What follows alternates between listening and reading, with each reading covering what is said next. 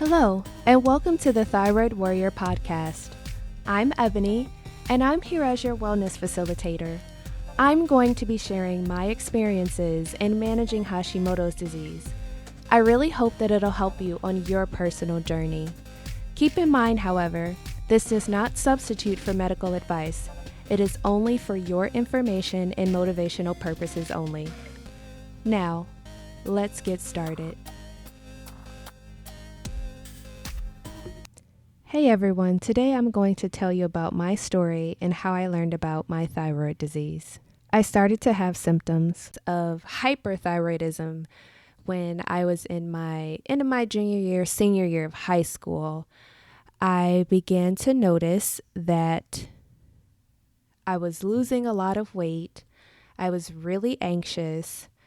And I just kind of attributed that to, I'm in this rigorous program. I'm taking AP courses. It's no big deal. And then things started to get a little interesting. I would black out during my exams. I couldn't focus. I would spend all these hours studying and studying and studying only to get to my test and completely and totally black out. I would have this copper taste in my mouth, and I just didn't understand. So I really started to question everything. I was really confused all the time. I was disoriented. I played sports. I played lacrosse. I ran track and field. I played basketball. And being that young and having joint pain was also something that I was not quite prepared for. I would spend all this time at school and come home, have to do 3 hours of homework, have to do the chores in the house, and still be present for my family and show them like, hey, I'm a normal teenager. And it was difficult because I started noticing my mood changing, and, everyone just attributed that to, she's a teenager. She's having her raging hormones. She's going through her changes. But deep down inside, I knew something was off, and I couldn't put my finger on it. I thought that perhaps I was just really anxious about going to college and starting that whole process, that I was just anxious, and that would pass once I got through my college applications and everything would just return to normal. And it didn't. So I started to really just dismiss my condition. And that was a challenge for me because I've always tried to be in tune with my body. And it wasn't until my clothes started to literally fall off of me during the spring semester of my senior year. And that is when I knew something was not right. And I'm 5'8", and I was about 118, 119 pounds. So for me, that's very thin. And I just remember sitting in the library at school and be like, I don't think this is normal. I don't really know who to talk to about this. I'm eating, kind of. Well, not really. I wasn't really sleeping because I started to develop insomnia and my body hurt. And it was like the whole world was starting to crash right on top of me. And all I could think about was, maybe I'm just stressed out. I'm just stressed out. And that's kind of what started the next 2.5 years for me. That trend of, well, maybe it's just stress. And my first year of college, that is when the brain fog and the fatigue kind of kicked into high gear. I actually, surprisingly, ended up gaining about 40 pounds. So much for the freshman 15 that I kind of surpassed that almost 3 times. But I was happy about it because I had lost all this weight and I was like, oh my gosh, this is fantastic. And, I was running, I was healthy, I was eating.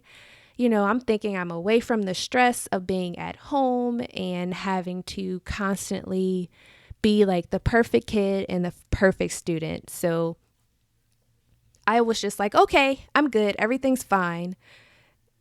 And then it got real bad. So my sophomore year of college,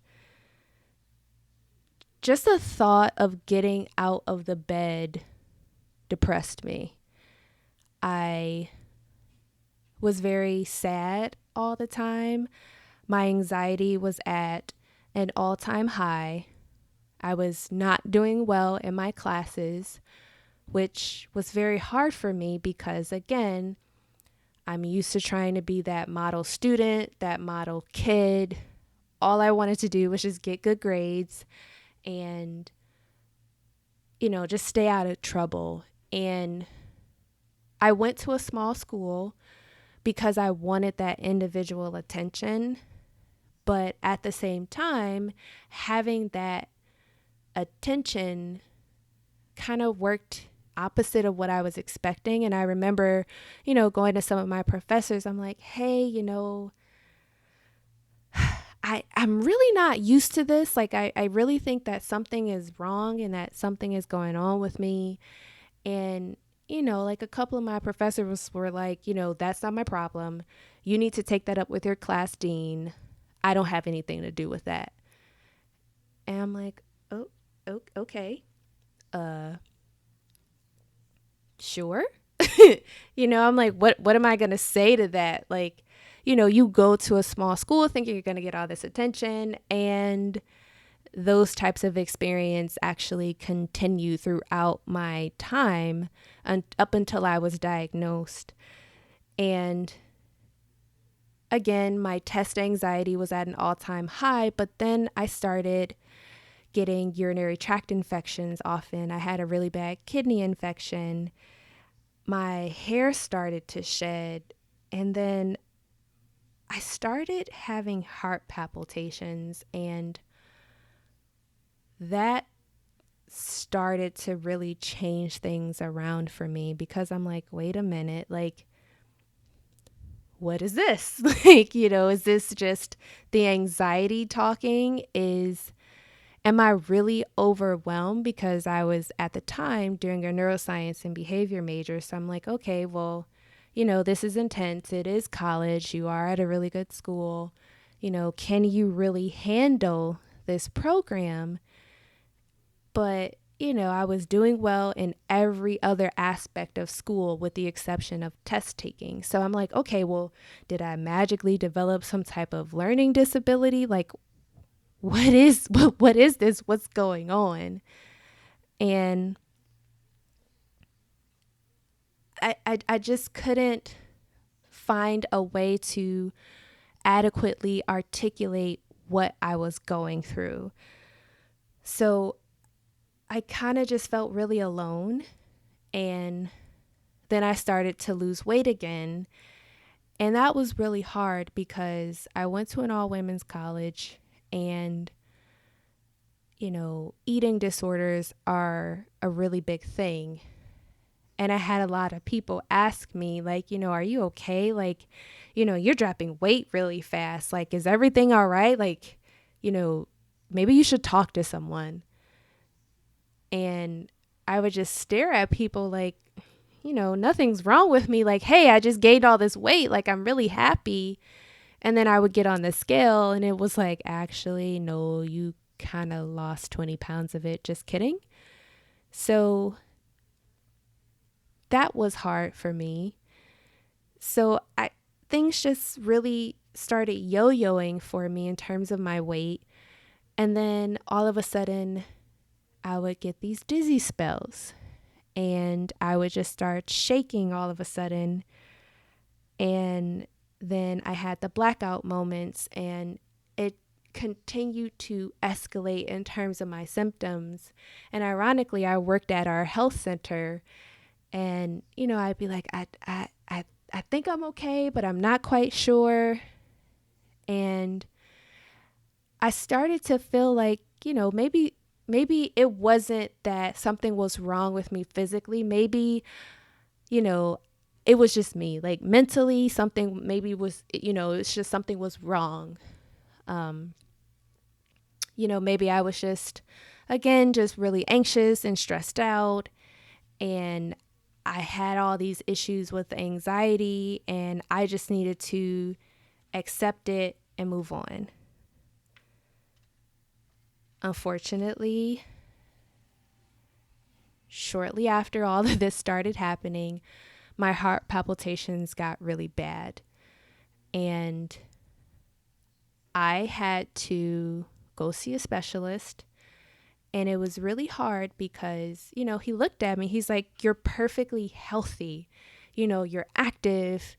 You're involved in track and field. He's like, you can run on that treadmill, because I had to take a stress test. And he's like, you can run on the treadmill forever, but I know that your heart is fine. Like, there's nothing wrong with you. I've checked everything. You're fine, but I'm not quite sure why you're having heart palpitations. So I said, okay. And shortly after that, I had a conversation with my coach, and, it's like, from a liability perspective, it would be a lot for you to continue to run. And we know that you could potentially have a heart condition. And I said, okay. And that was hard because I was such an active person. And personally, I hated being on the treadmill or the stationary bike. I just wanted to be free. I wanted to run. I wanted to jump. I wanted to sprint. I wanted to do all those things that I was used to doing, because at that point, track and field was all I had. And that definitely was one of the hardest conversations that I had to have. And unfortunately, shortly after that was the awards banquet. And, I had to sit out for that. I was used to qualifying for championship meets. I was used to being with my team and trying to beat school records and, just enjoying that camaraderie that I had built being away from home. And I spent a lot of time with these ladies, and I was just really sad because I felt like I was losing a part of me. So naturally, I became even more depressed. I was confused. I was angry. I didn't understand why all of this was happening to me. And the only thing that I continued to think was like, why me? And I developed shortness of breath. I had a difficult time climbing a full flight of stairs. I spent a lot of times in and out of doctor's offices trying to figure out what was wrong. I took anxiety medication that didn't work. And, the common theme was, okay, you're just stressed out and you have a lot going on. You have a lot of family responsibility. You're away from home, and maybe you're just having a very difficult time coping with all of that. And in my mind, I'm like, wait a minute, what do you mean I'm having a difficult time coping? Like, I'm fine for the most part, minus the dizzy spells and feeling like I was going to faint every 5 seconds. And then I started having hot flashes, and then I would get really cold, and then my body hurt. And then I was like, this is not stress. This does not feel like stress. Like, if one more person tells me that I'm stressed out, I am going to scream. sure enough, I was able to get into a program in Minnesota, and I was doing a biochemistry program. And I was in this program, and there was a point where I was in the lab and I could not tell if I was going to faint and drop the thousands of dollars of equipment from my shaking hands and completely ruin this rare specimen. And there would be so many times where I would have to put everything back in the ice and just brace myself on the lab bench, because I just knew that I was going to pass out. And I was so scared to tell the instructor that I was working with, I don't know what's wrong, because I knew what I was going to get. I knew that I was going to get, that's none of my business. What you have going on is with you. And, if you have anxiety, you need to deal with that. You need to manage that on your own. That is not my responsibility. I am not your parent. And I didn't want to hear it. I just wanted someone to understand. And the doctor visits continued. I was constantly at the urgent care clinic, like, yep, I'm back again. I don't remember how I got back to my room, or I got back to my room and I couldn't eat anything. Or today I'm here because I just pulled out a huge clump of hair and I passed it out. Or, hi, I'm here today because my joints hurt. I have extreme vertigo and I passed out.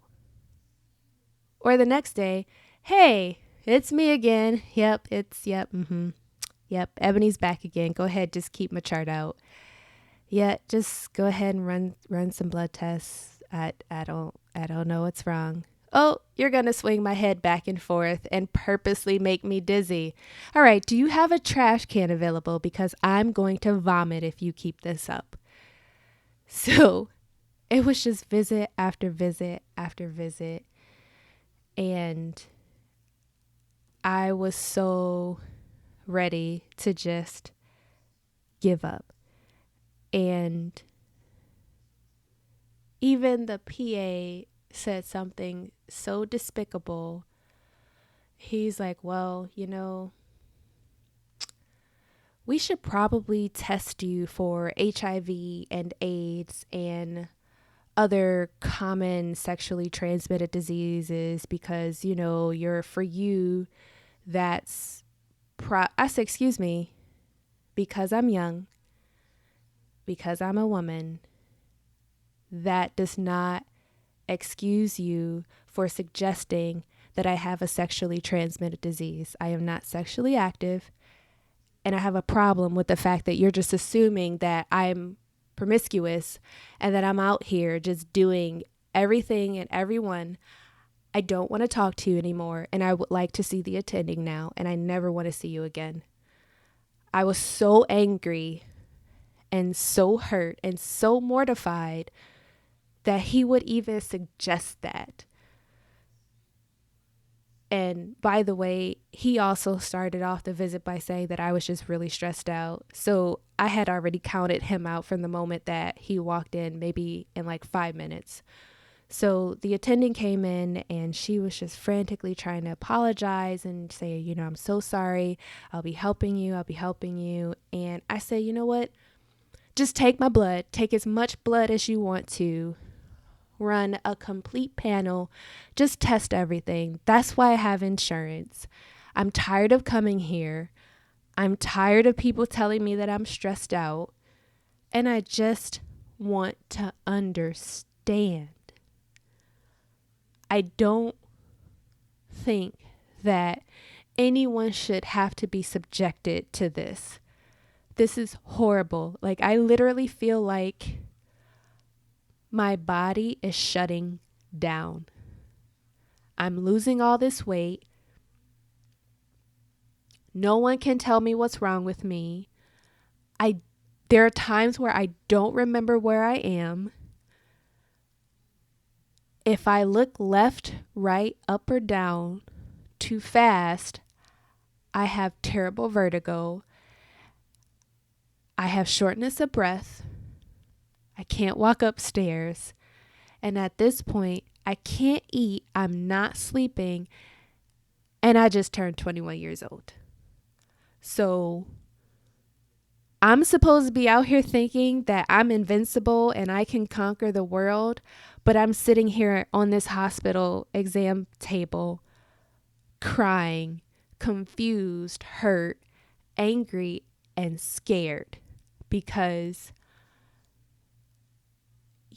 as a young person, you have this image in your mind that, you know, nothing will happen to you. You know, you're only going to die when you get old unless some freak accident happens and you get hit by a bus. And, you just don't think that you could die or something serious could be happening to you. So she ran a bunch of tests. She tested me for a number of other autoimmune diseases. She tested me for Lyme disease as well because I was in Lake Itasca, Minnesota, I was basically like in the forest. So she's like, let's just rule that out. And it was a long process waiting for all those lab results come back. I don't think it took more than 2 days, but just waiting those 2 days were some of the longest hours of my life. And naturally, I didn't sleep. So I would wake up and go to the lab at 2:00 in the morning and start my experiments. And, I waited for the phone call, and finally it came back and they're like, oh, well, this makes sense. I'm like, what are you talking about? This makes sense. What makes sense? And she's like, well, you're hyperthyroid. Huh? I'm who? I'm hyper, I'm very, very excited in general, and I'm very happy and giddy and just bubbly person. But what are you talking about, ma'am? And she's like, well, your TSH levels are this, and it kind of explains why your hair has been falling out and why you can't sleep. And it really makes a lot of sense. Okay, so how'd I get this? How'd this happen? I feel like I'm gonna die. What? Like, huh? And she's like, yeah, I'm pretty sure that's what's going on, and we're just gonna let this go and figure out what happened. No, ma'am, no. So I'm confused. How did I get this? Like, what caused this? I've been feeling this way for a couple years now. And she's like, yeah, it's odd too, because you're just really, really young. Okay, ma'am, you're talking to yourself. You're not really talking to me. Can you explain to me in English what you're talking about? And she's like, yeah, it just, I'm thinking that maybe you got some type of virus and that really kicked off your symptoms, and that's what's going on. And, we'll get you come back in and test your levels again. Well, you just poked and prodded me for the past 2-3 weeks. Don't you have some blood saved up back there somehow? No. So I have to come back? Okay, great. All right. So I come back. I give more blood. It says the same thing. My TSH levels are all over the place. And then she's like, you know what? I'm gonna refer you to an endocrinologist. A what? A who? An like endoscopy? No. Like, you're in a biochemistry program, for Pete's sake. I'm like, ma'am, I'm not ready for everything that you're about to tell me. You forgot. I don't remember anything. My level of comprehension at this moment is non-existent. So I need you to just take it slow with me because right now, this is a lot. So fast forward, I am in the waiting room. I'm waiting for the endocrinologist to come in. She has sent over the lab results, and I had a medical student come in, and I'm like, hey, by the way, like, my joints are really swollen. Like, is this is weird. Like, can you just look at my legs? Like, why do they look like that? And she's like, yeah, I noticed that you do have a lot of swelling going on. Like, that's weird. I'm like, yeah, it's almost like my muscle is like detaching from my bone or something. Like, it's weird. And she's like, yeah, that's not normal. Like, you're having a really severe case of, of muscle swelling and soreness. And I can see it and I can feel it. I'm like, okay, so do you think I should bring that up to the doc when he comes in? She's like, yeah, I think that would be a good idea. So he comes in. Hi, I'm Dr. So-and-so. And after looking at your chart, you have Hashimoto's thyroiditis. Huh? Yeah, it's definitely Hashimoto's. And he starts to walk out. No. Excuse me, sir. Where are you going? Come back. I'm pretty sure I got you in here for 45 minutes. Come back. And of course he tries to leave out, and I made a slight scene in the hallway. So I'm pretty sure that doc wants nothing to ever do with me again. So I really hope he's not listening to this, but he wasn't very helpful. And he's like, we'll just start you on a regimen of, Synthroid and everything will be all right. Good day. So I'm pretty sure I just pissed him off and he wanted nothing more to do with me. So I was sitting in the exam room and I just started to bawl. I was so relieved to finally know what was wrong. And I felt like I'm like, okay, this is great. Like, this is fantastic. I'm going to go home. I'm going to research this. I'm going to figure it out. Wait a minute. What am I looking up again? So I'm like, can I have a summary of the visit so I can figure this out? Do you have my levels? And then I'm like, why did no one ever test my blood like this before? Like, did I really have to cause a huge stink and make a scene just for someone to believe me when I said something was wrong with me? And I was hurt because you're taught to say, hey, doctors are there to take care of you. They're there to understand what's going on. They're supposed to know. But unfortunately, doctors are human too. And they don't always know everything. And that's okay. But you, as the patient, you have to be your own advocate. And sometimes you have to be a little pushy to get what you need and to take care of yourself. And that was the biggest lesson learned that I got from that day. Because no one is going to take care of you like you will. And it's really important for you to understand that. And unfortunately, I spent the next couple of days in the bed. I pretty sure that I was so overwhelmed and so full of all the information that I tried to research that I literally my body went kaput. Like, I was done.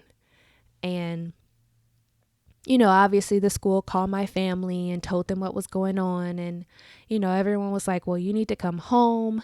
Mind you, I drove all the way there. It was an 11-hour drive, and they were all freaked out. They're like, can anyone drive back with you?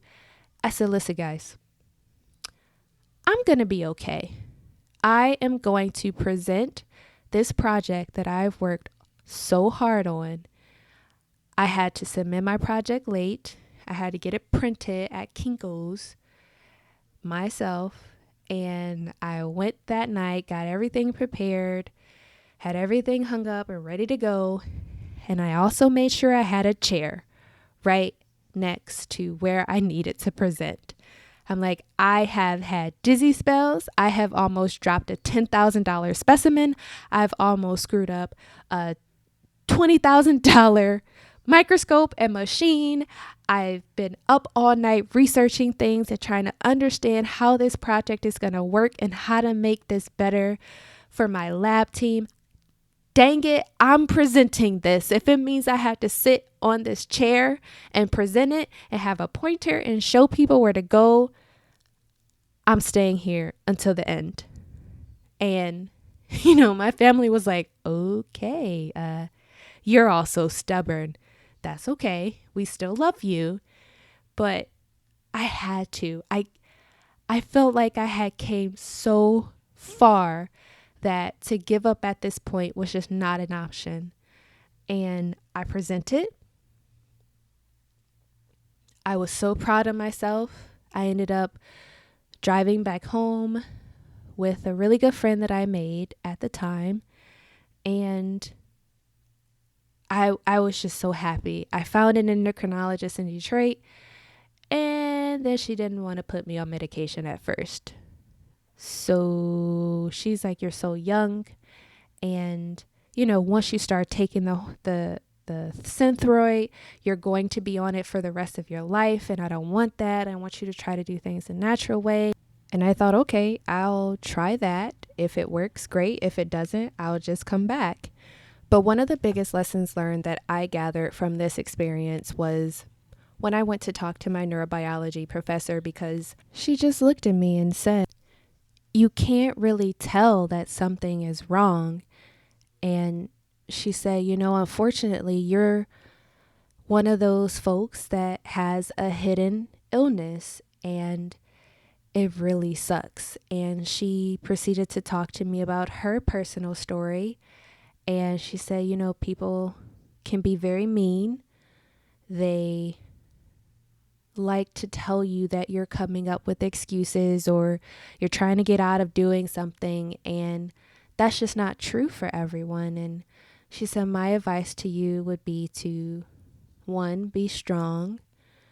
2, take things just a little bit at a time. And 3, find a support group. Find other people that have what you have and really just try to understand how you can support each other. And she does not know this, but her and my cell biology professors really just gave me that push that I needed to keep going. And I'm just so grateful and so happy that I had them and that they came into my life when they did. I graduated. That was a huge thing because I considered taking a leave of absence from school that semester.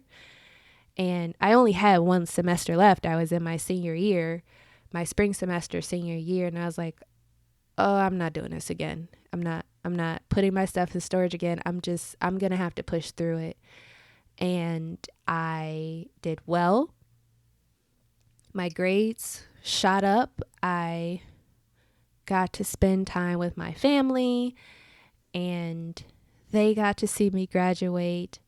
And it was just a beautiful, beautiful thing. And fast forward to today, pretty much 10 years later, and I'm just now being brave enough to share my story with you in hopes that it'll really help you shorten the time that it takes you to really figure out what's going on.